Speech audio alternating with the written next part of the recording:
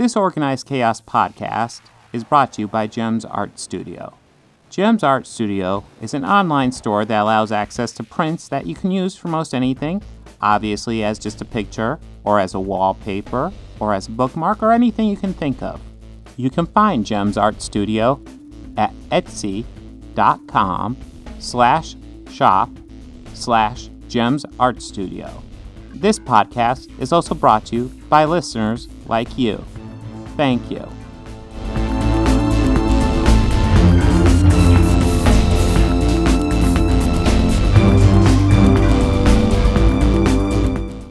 Now we're going to go to Superman and Lois. And one thing I will say before I 100% this is why I'm saying kind of goes for Superman, Lois, and Loki.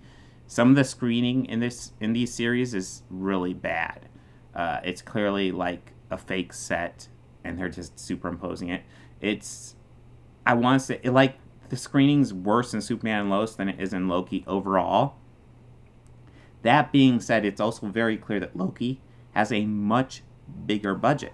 So, in a lot of ways, even though it's better in Loki, I blame Loki a bit more for this, because it has a bigger budget. There's really no excuse for it in Loki. Superman and Lois is a CW show. There's kind of an excuse there.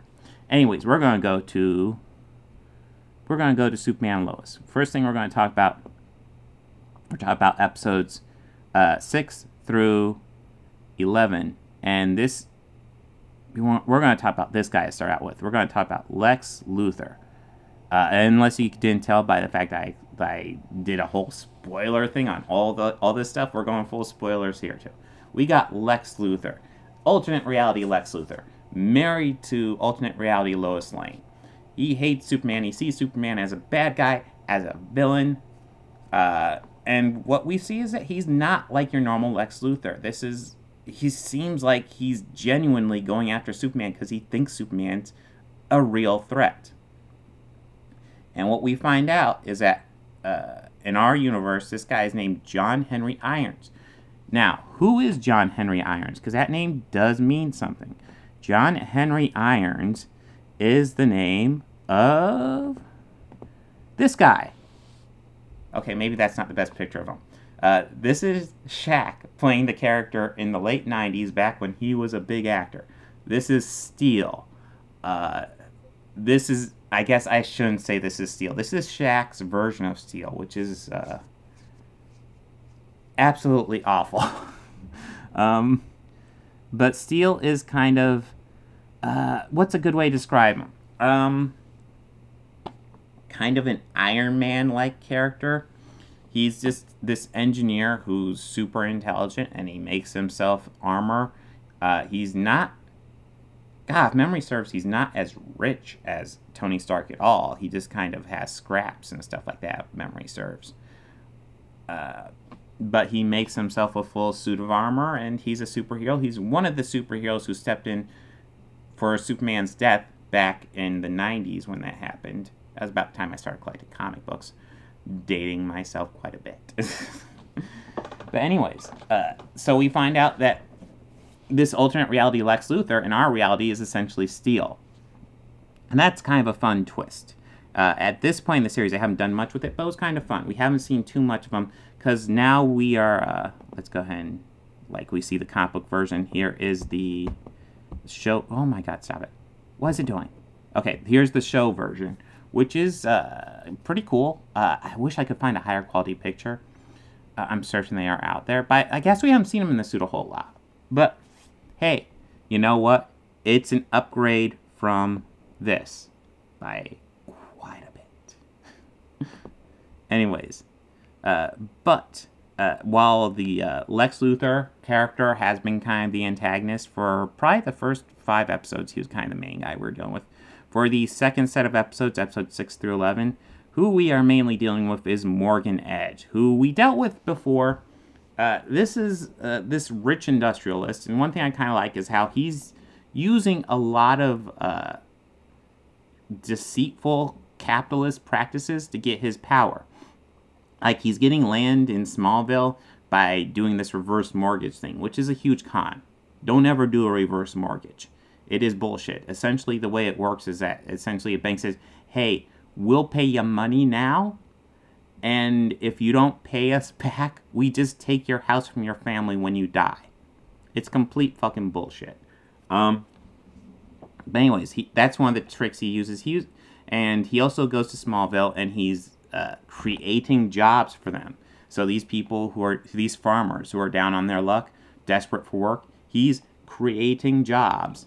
And we see what he's doing is he's actually using a lot of these people and giving them work opportunities. And what these work opportunities are is he's implanting Kryptonian consciousnesses into these people. So that's how come you end up with all these people with like Superman powers, which is a serious issue. Now, they seem like not all of these things take, so we end up with some side effects and some people who just have powers that can't really control it. And that's an issue. But as this series progresses, I'm really digging what they are doing. Because Morgan Edge is actually... Twist reveal, big spoiler, Morgan Edge is actually Superman's half-brother. Which is crazy. Not really a character known for siblings. In fact, Superman's been around for, 80 years at this point? And this is like a character created for the show. Superman's half-brother. This is the son of his mother before she met his father. And his plan is fairly simple. He's implanting Kryptonian souls into people because it's kind of like the Zod plan in Man of Steel. He wants to create Krypton on this place. And the reason why the reason why he's doing this in Smallville is because that's where Clark's ship landed, and it created a whole bunch of X-Kryptonite, and because these people have been exposed to massive amounts of X-Kryptonite over time, not massive amounts, but just a little bit, but over a long period of time, they are more likely to be able to accept these Kryptonian souls into their bodies. And that brings us to Lana Lang, because one of the big twists we get revealed was that her husband, who's always been talking about how great Morgan Edge is, he volunteers for this. So there's a bit where he comes to help Lois while a couple of Kryptonians are assaulting them while Superman's off. Superman and Jordan are off in the fortress, if I remember correctly. And he comes by to help her, only to reveal that he's actually working for Morgan Edge, and he's got one of these Kryptonian souls in him too. And so we have the grandfather. Yeah, Lois, the grandfather of the kid. So Lois's father. Once they figure all this out, they're working. They get the device from Morgan Edge. God, I'm stumbling a lot now. And what they manage to do, and it's really weird when you think about it. So, Superman's mother was a big part of making this device because she wanted Kryptonian to live on. Obviously, she didn't plan to, kill innocent people to do it. But, the idea was we can preserve some Kryptonian souls in this device. So, her soul's actually in there, too. And so, Lana Lang, because she feels guilty because her husband's causing some chaos now, she volunteers to take on Superman's soul. Which in my mind is just the show doesn't approach this, but in my mind I'm thinking, wow, the soul of your mother is in your ex's body. That's weird. The show doesn't really approach it, and it really shouldn't. But it's just, I don't even know why I would think of that. That is weird stuff going on. But one of the things... Oh my god, I didn't get any pictures of Superman and Lois in this whole thing. But the best episode of this series was literally the 11th one. What you get is kind of a quick, maybe 15, 20 minutes recap of Superman's origin and him and Lois Lane dating. And I'm going to go ahead and say this right now. After this episode, this is my favorite version of Superman and Lois. Without doubt. they had great chemistry. I believed it, and I liked their relationship. It worked for me. And yeah, it does it very quickly, and it kind of, hits you over the head with it, but it works. And also just seeing, we see his first flight, just kind of seeing his origin scene, it was kind of cool. Not quite as cool was, we saw a little bit of Morgan Edge's origin. We see him create the fortress, and I'm not going to lie, seeing him, wish I pulled up that image. If you're listening to the podcast, you're not missing anything, because there's a couple images I missed. But, seeing his origin, he looks like just generic goth emo kid. Teenage him. And apparently it was in the 80s. Was that a big deal in the 80s? Maybe. But he looks so generic, it's lame. But overall, I am loving this series. This is fantastic. I want to see where it goes. I think they're doing new episodes soon, if I remember correctly. I want to say, July 13th, July 16th, they're doing new ones again. I don't know if I'm remembering that correctly, or if it's out for the summer.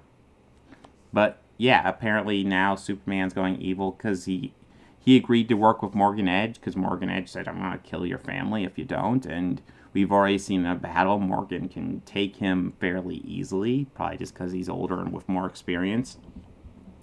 So I do want to see where the story goes past here, but I'm really loving this show so far. I love this version of Superman Lois. Fantastic. I enjoyed the first 5 episodes a lot. This second set of episodes just raised the bar so much. Fantastic series. Absolutely watch this.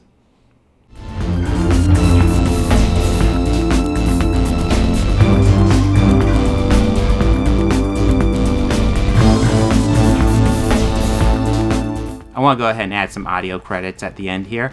The theme music you're hearing at the beginning and end of this podcast was written and performed by George Johnson, a very good friend of mine.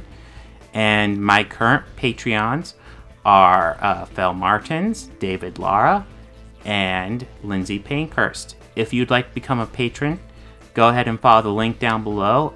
Anything you can provide would be incredibly helpful to this channel. We're barely limping by right now.